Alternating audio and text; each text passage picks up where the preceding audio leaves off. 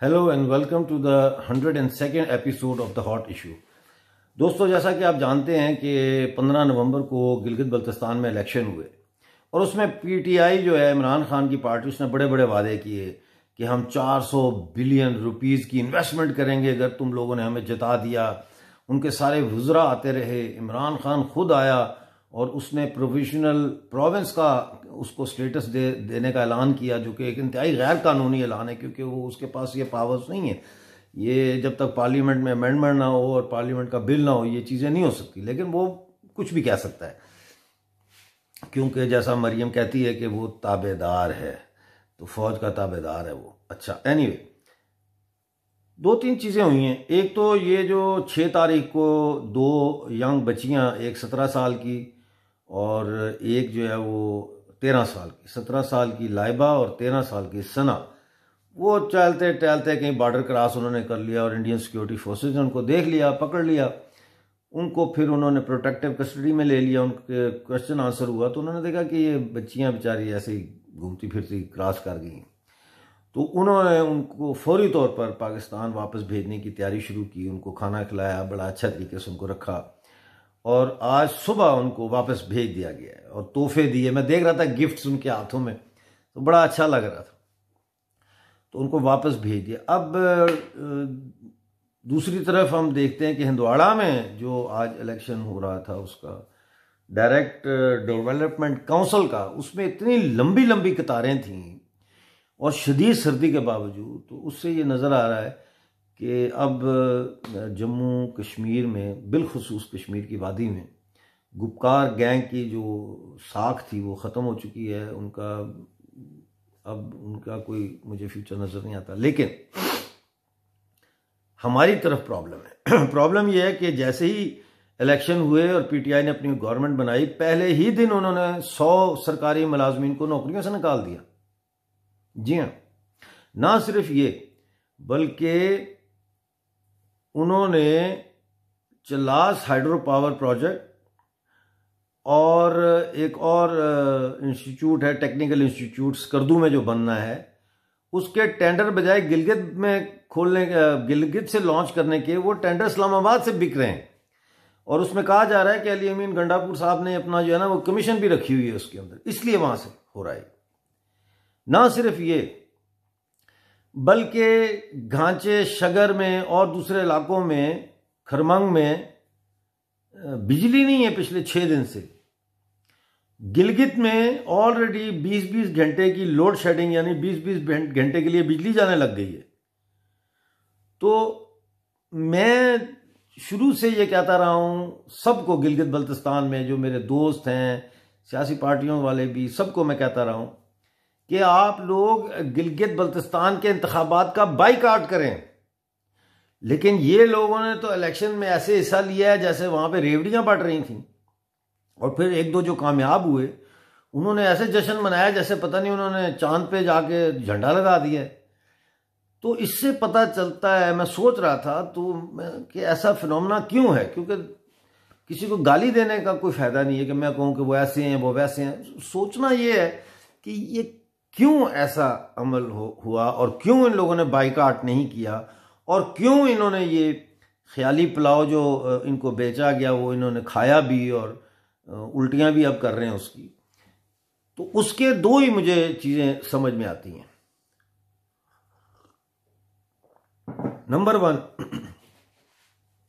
कि अभी भी गिलगित बल्तिस्तान और पीओजे में, आज़ाद कश्मीर में, लोगों के ज़हन में जो पाकिस्तान का बतौर उनके सो कॉल्ड वकील जो किरदार है, उसके अंदर अभी भी उनको खुशफहमी है और अभी भी मुकम्मल तौर पर पाकिस्तान की जो नैरेटिव है वहां बिकी, उसका चूरन जो है वो अभी तक खा रहे हैं। ये तो सोच लिया, अब इसके बाद ये सोचना कि ये चूरन क्यों खा रहे हैं। एक चीज जो आपकी सेहत के लिए अच्छी नहीं है, जो आपकी कौमी सेहत के लिए अच्छी नहीं है, जो आपके रीजन के लिए अच्छी नहीं है, जो आपकी इकोसिस्टम के लिए अच्छी नहीं है, लेकिन आप जो है वो तालियां बजा रहे हैं, वो कह रहे हैं कि हमने बड़ी तेज छुरी बनाई है, आपको काटेंगे तो दर्द भी नहीं होगा। आप कह रहे हैं वाह जी वाह, क्या इजाद किया आपने। तो इसकी वजह क्या है दोस्तों? ये सीरियस बात है। इसकी वजह यह है कि जो कॉलोनियल मास्टर होता है ना, वो अपनी जो जहां जाके ऑक्युपाई करता है, वहां पे वो अपना नैरेटिव जो है, कॉलोनियल नैरेटिव, सुपीरियरिटी का नैरेटिव, हम तुम्हें गाइड कर रहे हैं, हम तुम्हें सिविलाइज्ड कर रहे हैं, हम यहाँ पे तुम्हें जो है तुम कमज़ोर हो, हम तुम्हें हिफाजत भी दे रहे हैं, सिक्योरिटी भी तुम्हारी प्रोवाइड कर रहे हैं, वगैरह वगैरह वगैरह। ये नैरेटिव कायम होता है। और ये नैरेटिव उस वक्त तक कायम नहीं हो सकता जब तक जो लोकल सकाफत है, कल्चर है, उसको मिसमार ना किया जाए। गिलगित के कल्चर को, बल्तिस्तान के कल्चर को, आज़ाद कश्मीर में जो जम्मू का कल्चर था उसको, इन चीज़ों को जब तक तोड़ा ना जाए और आपके अंदर इन्फीरियरिटी कॉम्प्लेक्स जब तक की चिप ना डाल दी जाए, साइकोलॉजिकल चिप ना डाल दी जाए, उस वक्त तक वो जगह नहीं तैयार होती जिसके ऊपर नए नैरेटिव की बिल्डिंग खड़ी की जा सके। और एग्जैक्टली यही हुआ है। अब ये नैरेटिव है क्या? मैंने सोचा, आपने भी सोचा, लेकिन हम आज उस नैरेटिव को पहचानते हैं, पहले नहीं पहचानते थे। ये नैरेटिव है कम्युनलिज्म का नैरेटिव। ये नैरेटिव है जो दो कौमी नजरिया जो है, दो कौमी नजरिया यानी टू नेशन थ्योरी की बेसिस पे ये नैरेटिव बना है कि मुसलमान एक कौम है, हिंदू एक कौम है, और ये कि मजहब की बुनियाद पे कौम बन सकती है। अब इसके बाद जब हमने तय कर लिया कि ये दो कौमें हैं, तो फिर इन दोनों कौमों के दरमियान एंटेगनिज्म को हवा दी गई कि हिंदू जो है, हिंदू राष्ट्र में मुसलमानों के लिए कुछ भी नहीं होगा, और मुसलमान जो है वो सेकंड क्लास सिटीजन होंगे, और मुसलमान जो है उनको उन पर तशद्दुद किया जाएगा, उनको मारा जाएगा, एक्सेट्रा एक्सेट्रा एक्सेट्रा। इसका दूसरा कॉइन का दूसरी साइड जो है वो ये है कि बतौर मुसलमान आपका काम है कि आपने भारत में गजवा हिंद करनी है और सारों को मुसलमान कर देना है, क्योंकि ये काफिर है, इनको आपने मुसलमान करना है। तो ये एक ही सिक्के के दो रुख हैं। तो नंबर 1। नंबर 2 कि हम आपको इन काफिरों से, इन हिंदुओं से, इंडिया से हम आपको बचाएंगे और बचा रहे हैं।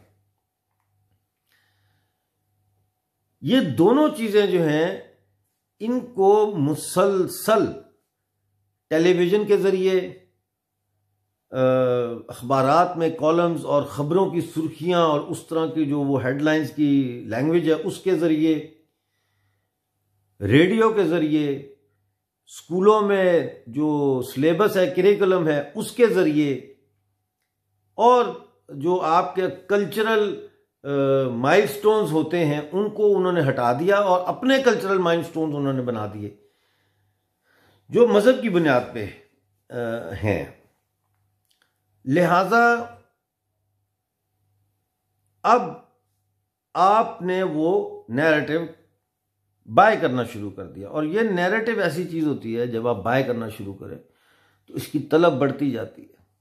और ये नैरेटिव जो है दो कौमी नज़रिए का और इस्लामिक आइडियोलॉजी कि जी Pakistan is based on an Islamic ideology, Pakistan का मतलब क्या, ला इलाहा इल्लल्लाह, ये दोनों चीज़ें जब जुड़ती हैं आपस में तो ये एक इंटेलेक्चुअल स्टूपर में ले जाती हैं आपको, इंडिविजुअली और फिर कलेक्टिवली एज अ सोसाइटी।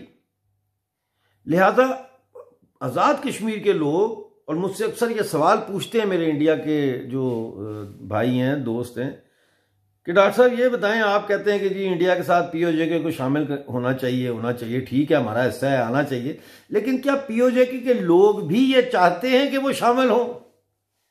तो पहली बात तो यह है कि मैं पीओजेके का हूं, मीरपुर का हूं, मैं तो चाहता हूं, मैं तो अपने आप को पाकिस्तानी नहीं समझता, मैं तो अपने आप को भारतीय समझता हूं, मैं तो समझता हूं कि हम इंडियन हैं living under the occupation of Pakistan. लेकिन यह बात समझने के लिए कि क्या आज़ाद कश्मीर और गिलगित बल्तिस्तान के लोग भी ऐसा ही चाहते हैं जैसा मैं चाहता हूं, तो ये इसका जवाब ये है कि जब आपको ये अफीम आप खाई है आपने और आपको मुसलसल खिलाई गई है, तो अब आप इस अफीम के आदी हो गए, अब आप इस नैरेटिव के आदी हो गए। अब जब तक आपको खबर नहीं मिलती कि जी श्रीनगर में कोई हंगामा हुआ है, कोई बम फटा है और पाकिस्तान की फौज की तरफ से बयान गया कि जी हम पार चले जाएंगे और ये कर देंगे और वो कर देंगे, आपकी जो कल्चरल वो है हंगर है वो आपकी सेटिस्फाई नहीं होती, आपकी क्रेविंग बढ़ती जाती है, बढ़ती जाती है, बढ़ती जाती है। भाई हर रोज जो मैं आपको कहूं कि आपका काम है जिहाद करना, आप मुसलमान हैं, आप पे जिहाद फर्ज है और आपने हिंदुस्तान पे हमला करना है। डेली 5 दफा आप मस्जिद जाएं, 5 दफा मैं आपको ये कहूं, आप घर आए, टेलीविजन ऑन करें, टीवी के ऊपर ये चल रहा हो, आप बाजार में जाएं, अखबारें पड़ी होती हैं जहां पे न्यूज एजेंट पे, वहां आप नजर डालें तो वहां पे भी ये लिखा हो कि कश्मीर पर कोई सौदा नहीं होगा। आप स्कूल में जाएं तो वहां पे आपको पढ़ाया जाए कि मोहम्मद अली जिन्ना से बड़ा लीडर दुनिया में पैदा ही नहीं हुआ।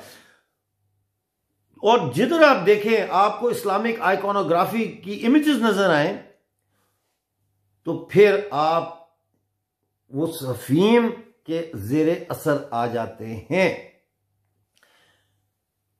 और उसमें से निकलने के लिए आपको ये जो पॉइजनस नैरेटिव्स हैं, इनसे आपको कल्चरली डिटॉक्सिफाई करना पड़ता है। मैं भी पहले ऐसे ही था, लेकिन मेरी खुशकिस्मती यह है कि मेरे वालिद और हमारे फैमिली के अंदर कुछ समझदार लोग भी थे जो इतने ज्यादा इस बयानिए को जिन्होंने बाय नहीं किया। फिर मेरे साथ ऐसे लोगों का इंटरेक्शन हुआ जिन्होंने तारीख मुझे बताई और मैंने फिर खुद भी पढ़ी और रिकमेंड की, और मैंने जब खोज लगाया तो वो आहिस्ता आहिस्ता मैंने अपने आप को डिटॉक्सिफाई कर लिया, क्योंकि मैं एक इंटेलेक्चुअल रिहैब में चला गया। तो आज़ाद कश्मीर और गिलगित बल्तिस्तान के लोगों का ये सवाल हम नहीं पूछना चाहिए कि क्या वो इंडिया के साथ आना चाहते हैं या पाकिस्तान के साथ जाना चाहते हैं। सवाल ये है कि इस नेगेटिव नैरेटिव से, इस पॉइजनस नैरेटिव से, इस हफीम से, इस हीरोइन के नशे से उनको निकालने के लिए हमें पहले तो ये तस्लीम करें कि ये हीरोइन का नशे की तरह का नैरेटिव है जिसको वो एडिक्ट हो चुके हैं, ये उनको नहीं मिलेगा, वो मर जाएंगे। उसके बाद आता है कि अब ट्रीटमेंट क्या है। तो जैसे फिजिकल बॉडी का कोई इंजरी हो तो उसकी ट्रीटमेंट फिजिकली होती है, चोट लग जाए तो पट्टी की जाती है, बुखार हो जाए तो दवाई दी जाती है। इसी तरह से एक सेकंड जी, हाँ जी, मैं करता हूं फोन आपको 1 मिनट। तो इसी तरह से जो है वो जो कल्चरल आपका होता है मसला, यानी कल्चरल इंस्लेवमेंट जो है, कल्चरल नैरेटिव के जरिए जो आपकी इंस्लेवमेंट की गई है, उसके लिए आपको डिटॉक्सिफाई करना पड़ेगा, यानी उस नैरेटिव को निकालना पड़ेगा बतदरीज, और उसकी जगह असल एक्चुअल जो हिस्टोरिकल नैरेटिव है उसके साथ उसको रिप्लेस करना पड़ेगा। लिहाजा आज़ाद कश्मीर और गिलगित बल्तिस्तान के लोगों को मेरे मुताबिक एक कलेक्टिव कल्चरल रीहैब के प्रोसेस से गुजरना पड़ेगा। इसीलिए वो मेरी बात नहीं समझते। जब मैं उनसे बात करता हूं तो वो मुझे इंडिया का एजेंट कहते हैं, जब मैं उनसे बात करता हूं तो वो कहते हैं आप बिक गए। भाई ये मेरा घर है जो कि मेरा भी नहीं है, मैंने जिंदगी में कभी आज तक घर नहीं बनाया, क्योंकि ये फैसला हमने कर लिया था जवानी में कि हमने 3 चीजें नहीं करनी। एक, हमने जायदाद नहीं बनानी क्योंकि ये हमारी धरती नहीं है, हम यहाँ के बासी नहीं है, हमने यहाँ घर नहीं बनाना, हम इंडिया जाएंगे जब तो हम फिर देखेंगे। दूसरा, बैंक बैलेंस नहीं बनाना, इसलिए कि अगर बैंक में रकम पड़ी हुई है तो उसका मतलब यह है कि आपने कोई काम नहीं किया फला का, और अगर बैंक में रकम नहीं है तो उसका मतलब है कि आपने अपने सोर्स ऑफ इनकम्स को इतना जनरेट नहीं किया कि आपके पास पैसे हो कि आप फला कर सके। खैर ये एक अलग टॉपिक है। लेकिन अब कल्चरल रीहैब में इनको डाला कैसे जाए? कल्चरल रिहैब में इनको डालने के लिए सवाए इसके और कोई तरीका नहीं है कि मास लेवल के ऊपर जो है वो कैंपेन चलाई जाए इसके बारे में कि हमारे जो लोग हैं इनको हम कैसे हिस्ट्री से जानकारी इनकी कराएं, तब जाके ये फिर गिलगित बल्तिस्तान के इलेक्शंस को इनको समझ आएगा कि गिलगित बल्तिस्तान के इलेक्शंस एक फ्रॉड है। अब अगले साल आज़ाद कश्मीर में अक्टूबर से पहले पहले इलेक्शन होने, तो वहां पे हम ये दोबारा देखेंगे कि ये टिकटों के पीछे दौड़, कोई किसी के पीछे दौड़, और अवाम को भी साथ लगाएंगे और अवाम के जो लोग हैं। दूसरी बात जो हमें समझनी चाहिए वो ये कि कौमी जो सकाफती बयानिया है कि जी जम्मू कश्मीर की रियासत होनी चाहिए, आज़ाद होना चाहिए, तो ये मैं बहुत दफ़ा कह चुका हूँ कि ये मुमकिन नहीं है, इसलिए कि जम्मू कश्मीर की जो रियासत थी ये कोई एक कौम नहीं थी या एक मज़हब के लोग नहीं थे। ये मुख्तलिफ कौमें थी जो मुख्तलिफ वजूहात की वजह से जुड़ी, मुख्तलिफ अदवार में जुड़ी, और फिर ये एक रियासत बनी जो 101 साल चली। अब हमारा महाराजा हरी सिंह के जरिए इल्हाक हो चुका है इंडिया के साथ, जैसे बाकी प्रिंसली रियासतों का हुआ 560 के 62 का।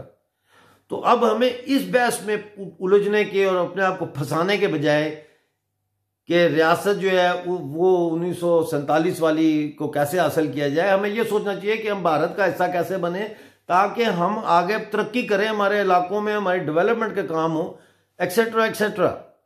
तो collective cultural rehab is the answer, वरना ये आज़ाद कश्मीर जो है जिसको हम कहते हैं उसके मुख्तलिफ हिस्से जो जहां लगता है, कुछ को एबटाबाद के साथ ज़िले के साथ मिला देंगे, कुछ को पिंडी ज़िला, उधर लाला मूसा, गुजरात, इस तरह करके ये इनको ख़त्म कर देंगे।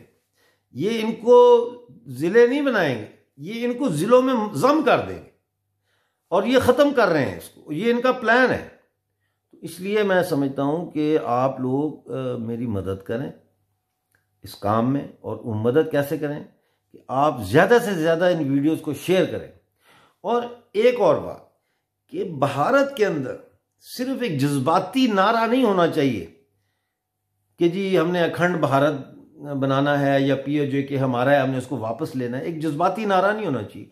It should be based on facts and logic. Only then it will be convincing. Otherwise it becomes a rhetoric. तो आज के लिए इतना ही। Thank you very much for watching the hot issue. और रेडियो हिमालय भी हमने शुरू कर दिया है। ये पहले भी था, बीच में बंद हो गया था, लेकिन अब रेडियो हिमालय भी शुरू कर दिया है। उसको भी सुना करें और हॉट इशू को भी देखा करें। Thank you very much.